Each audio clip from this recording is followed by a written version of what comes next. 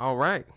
We are going to jump right into it. You see the thumbnail, you see the topic, as you see the title. Man, I already got to give myself the buzzer right from the jump. So, yeah, today is going to be the subject of how to skip trace an LLC and how to find the owner of these, cuz oftentimes is you see the property that you have interest in and it's not listed as an example. Now, what are the next steps to actually find out who owns that property?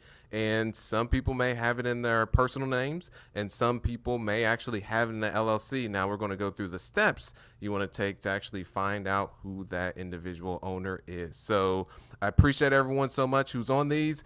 Go ahead and like as you are joining. So, of course, welcome.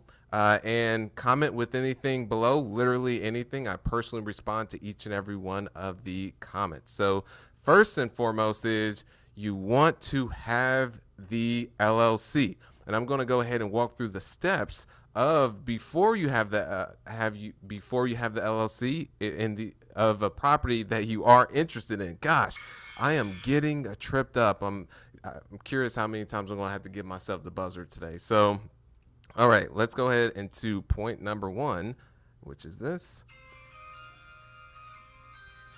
All right, so let's say you're in the situation, there is a property, you have officially driven past it. Let's just follow me on this imaginary that this is a property that you're driving down the road and you see it and you're thinking that is a property that I am interested in buying. Let's say there's a tarp that's over the top of it and it needs some work as an example, or it could be a nicer property that doesn't need that much work. And now you want to reach out to see whether or not the owner is interested in selling. So the next steps that you'll want to take after you've driven it is you want to get the property address. And now that you've got the property address, this is when you take the next steps to then type it in to what particular county's database to now find out who owns that property. And how you can simply do this is, so here, as an example purposes, this property is located in Indianapolis, Indiana. It is Wellington Square Apartments, and I know I've got that number there, so you can call that if you're interested in actually renting these apartments for tenant purposes. But let's say now you got the address. So let's go ahead and go out here and figure out, okay, so this is the address here, 725 East 74th Street. So now you can go to do a simple property search. So let's say property search Indianapolis, since you know the property is located in Indianapolis. And then from there is, as you see, assessor property cards, and each and every county is different. So that's one thing you have to keep in mind. Let me go ahead and say that again. Each and every county is different. So there are different directories you have to go through in order to now find out who is the owner of the LLC. Later, we'll go into there's specific platforms that already have this information, but those platforms they're not cheap. Well, it's all relative, of course, but is that for someone just getting started, as an example, is it can get pretty pricey. So I'm going through the steps that you can take that are actually free. And let me scoot this over. Actually, you should be able to see. Let me switch this here. All right, perfect. Okay. All right, so I've typed in property search Indianapolis, and it'll take me to this here. And I've already done this. So let's go to address and type in, we'll go to that here. And one thing you have to keep in mind too is that some addresses that may be listed on Google may actually be different from the actual public address or the address that the actual county has. So that's one thing you also have to take into consideration as well. All right, so here we go. I'll just go ahead and backspace it a little bit. So here we go. Address pulls up and then click on it. So there's the owner right there. It's owned in an LLC. It's not an individual. If it is owned in someone's individual name, please, you guys, jot this down, is you want to definitely go after them if they have it in their personal name versus an LLC. Let me say that one more time. is if it is owned in a LLC, if it's owned in someone's personal name and they didn't take the time to actually put in an LLC, that's definitely one you want to pursue because it's likely that they are mom and pop. Right. So here we go. It is owner Wellington Square Apartments LLC. So now you would go and do the next steps to find out who is the owner of this of this LLC. So from there, let's go ahead and exit some of these out. And so a step that you can actually now take from this, and yes, like this if you're getting value from this, is you can do, and this is one source that I highly recommend for everyone to actually use. Let me know when you are ready. Give me a sec. Yeah, everyone, let me know you're ready for this source. This is by far one of the greatest sources that I will actually share with you. So you want to get a pen and paper available. You ready? It is Google. Yes, Google. You can actually Google this particular LLC and then find the directories to be able to click through those directories to find out who filed that LLC and who's actually associated with it. And a couple directories that you want to have in mind as you're actually searching is one is manta.com, another is BBB, so betterbusinessbureau.org, or opencorporates.com. So those are a couple that you can use when you're actually going through the certain inquiries that are here. I think that's the word you would say for it. But opencorporates.com, you can actually go to this one right from the get-go to be able to search the LLC, or you can simply just go the Google route. So let's click on this. Here we go. And then, all right. And you can see all the people. Here's the agent name. And then you've got all the other people that are associated with the property. So if you want to go above and beyond to really figure out who the owner is, because many times it's not specifically black and white when you're doing this search, because some of these owners like to bury themselves. And I do the same thing with properties that I own, is that I bury myself to where people cannot just simply reach out to me. And just so because many of the times someone will reach out and you can just tell that they just don't have the level of experience. I had someone call me the other day that said, hey, I wanted to see if you were interested in selling your property at 6933 Buck Ridge. And the what came to mind was this. Are you delusional? Do you suffer from a mental illness? Because it was just one of those things that I could, and of course they're just getting started, they're getting into the swing of things. But if you're calling someone who is of that that owns an apartment of that size, you really want to be more sophisticated in your type of messaging, because there's a bigger ROI with closing those type of transactions. So having someone that is, I would say, a entry level rep that's making the calls for you, I personally would train someone up of that, or just pay a little bit more for someone who is even more capable. So let's go back to this here, and we've got James, this person, and then we've got the other individuals that are associated with the property. And so if you want to dig a little bit further, because sometimes it doesn't say it specifically that this is the owner, is then you could click through. Here is the registry page, and this will be different for each and every different LLC, because this goes directly to the directory that's tied to Indianapolis, where this property is. And then here we go. Let's do this. Type in the business name, and then go ahead and hit search.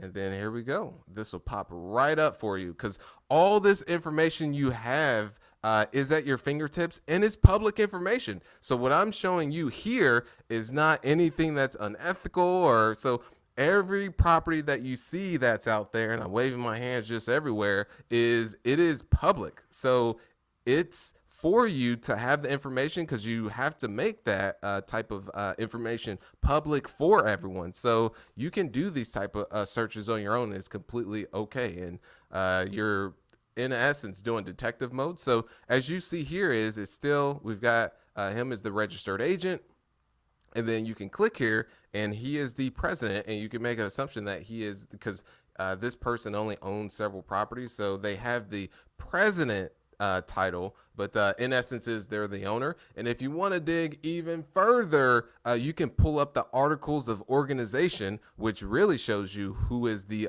owner and manager of the property. Or you can go above and beyond to then find out who signed on to the mortgage on the property, and that will also give you more clarity on who actually owns the property too. So I'm giving you all these different data pieces that you can use to really filter out and really get down to, okay, this is the person that I want to reach out to. That's the actual decision maker.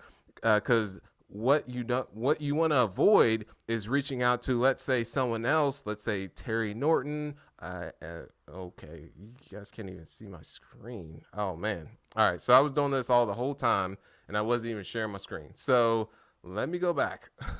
is So in essence, what I was just showing you is using the platform here. So we did the Google search. So I'll go back real quick that way. And then we use this, google.com. And then we saw, we know that the property is located in Indianapolis.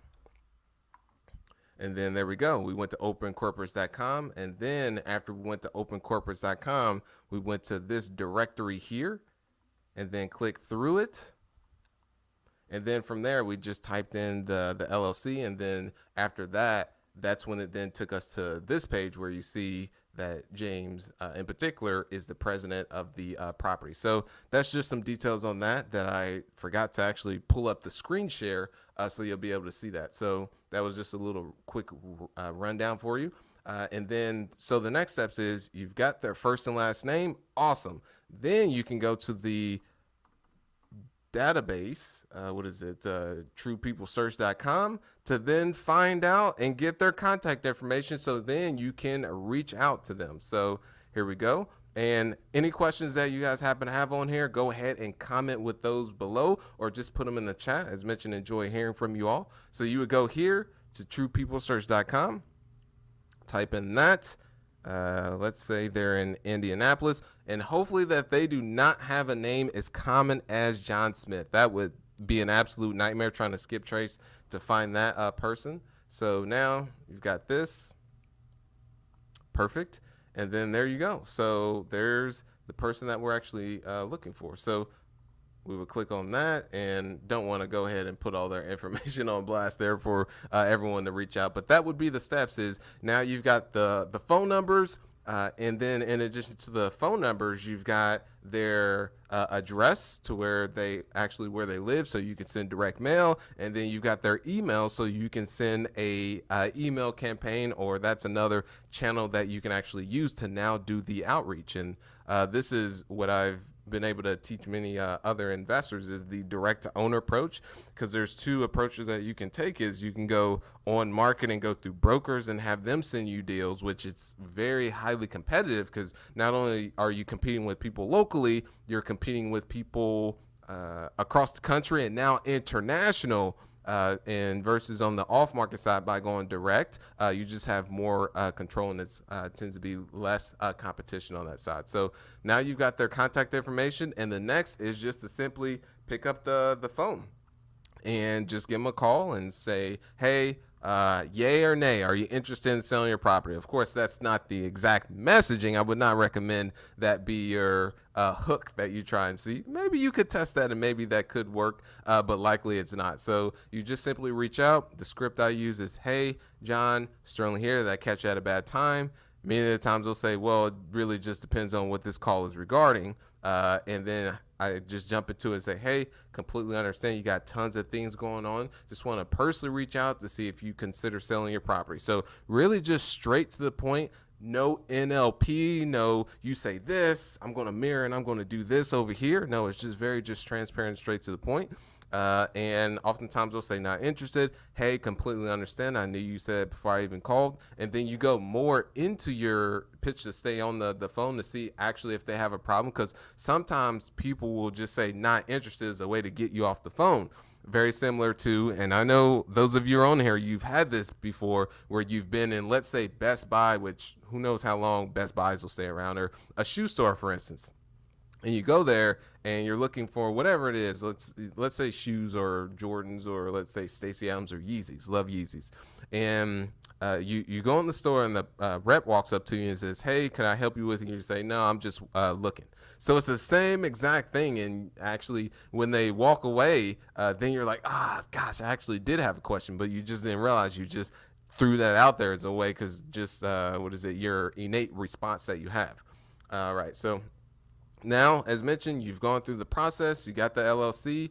You've been able to do a Google search or use opencorporates.com. You got there.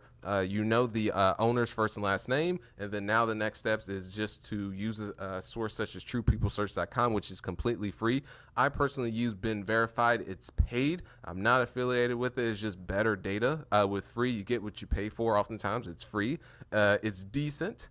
And so that's one step. And then the other step that you can use is just using a platform that already has all the data within it, which one is called Reonomy, and then you have another one that's out there, CoStar. There's a Prop Streams that's out there, and I'll show you what this looks like. So this is Reonomy, what I personally use, and I'm not affiliated with anyone that goes out there and signs up. So let's say you go here, right. And all the information and data is already here. Okay, let me go ahead and exit out of that. And let's say we want to we typed on this specific property that's already pulled up. You can see the last sale date, all this information. You can have the owners. Looks like they have 280 properties in their portfolio. And then you've got all the mortgage signer, so the person who signed on to the mortgage with this property, which usually is a good indicator that they are the owner. And then you've got all their contact information, so where they live, which this may not be where they live. This actually may be to the property where the operations are set up at. You got all the emails that are here, and then you got the phone numbers. And then there you go. And you just want to make sure through all of this process that you just stick with it, because you're really going into detective mode when it comes to this, and you're just taking all these different pieces of data and saying that, okay, well, I know this property is located here, and I'm going to go do a Google search of the LLC and put Indianapolis at the end of it, and then all those directories. And then let's say you find out who the owner is, and through some research, it appears that they're in California, and you're doing your search using truepeoplesearch.com. Instead of putting Indianapolis as where they live, then you would put in California at the end. So you're just taking these pieces of data and really going detective mode. All right, so that's all I have for y'all today. I really wanted to get in and get out. That way you'll be able to get all the necessary steps to be able to skip trace an LLC. So any additional questions that you happen to have, go ahead and post those below. Enjoy hearing from you. And then also don't forget to like, you guys. It takes less than half of a second. So I appreciate you. I'll see you on the next time. Love you, boys. See ya. Ready? 3, 2, 1. See ya. All right.